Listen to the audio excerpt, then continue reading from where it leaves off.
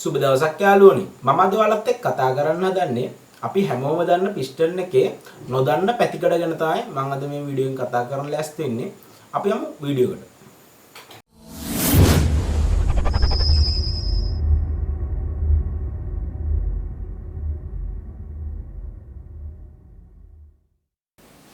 අතීතයේදී piston නිෂ්පාදනය කිරීම සඳහා යොදාගත් ප්‍රධානතම ලෝහය වුණේ චීනච්චට්ටි ලෝහය.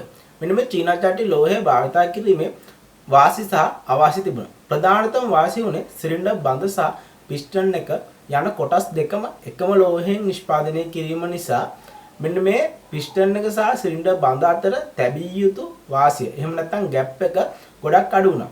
මේකට හේතුව වුණේ මෙන්න මේ කොටස් දෙකේම ප්‍රසාරණ සංගුණකය සමාන වීම. ඒ වගේම ප්‍රධානතම අවාසිය වුණේ මෙන්න මේ චීනච්චට්ටි ලෝහය ගොඩක් බර ලෝහයක්. මෙන්න මේ බර නිසා එන්ජිම ක්‍රියාත්මක වෙද්දී පිස්ටන් පින් එකට වගේම බෙයාරින් වල ආයු කාලය ඉක්මනින්ම අඩු වුණා. ඉහත අවාසි මගහරවා ගැනීම සඳහා එන්ජින් නිෂ්පාදකයන් විසින් ඇල්මීනියම් මිශ්‍රිත ලෝහයක් පිස්ටන් නිෂ්පාදනය සඳහා යොදාගනු ලැබුවා. නමුත් මේ ඇල්මීනියම් මිශ්‍රිත ලෝහයෙන් පිස්ටන් නිෂ්පාදනය කිරීමේදී ඇතිවෙච්ච ප්‍රධානතම ගැටලුව වුණේ සිලින්ඩර් බඳේ සහ පිස්ටන් එකේ ප්‍රසාරණ සංගුණකයන් වෙනස් වීම. මේ නිසා පිස්ටන් එක කුඩාවට නිර්මාණය කිරීම සිදු කරනු ලැබුවත් කම්ප්‍රෙෂන් ස්ට්‍රෝක් එකේදී, ඒ කියන්නේ වාතය සම්පීඩනය කිරීමේදී සිලින්ඩර් බඳ සහ පිස්ටන් එක අතරින් මෙන්න මේ සම්පීඩනය කරන වාතය කාන්දු වීමට ලක් වුණා.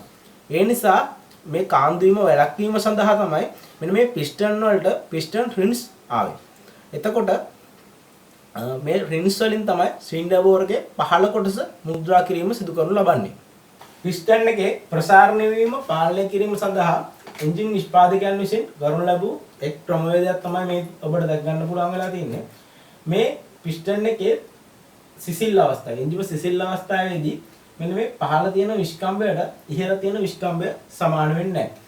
ඉහළ තියෙන විස්කම්බය කුඩායි පහළ තියෙන විස්කම්බයට වඩා.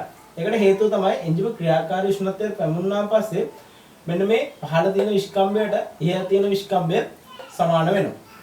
අපිට පිස්ටන් එක ප්‍රධාන කොටස් වශයෙන් පිස්ටන් එකේ ක්‍රවුන් එක, පිස්ටන් එකේ ස්කර්ට් එක, ඒ වගේම රින්ස් ග්‍රූව්, ඒ වගේම පිස්ටන් පින් හෝල් එක දැක ගන්න පුළුවන්. පිස්ටන් නිපදවා ගන්නු ලබන්නේ වාත්තු කිරීමෙන්. අපි නැවත මේ වගේම වැදගත් වීඩියෝකින් හමු වෙමු.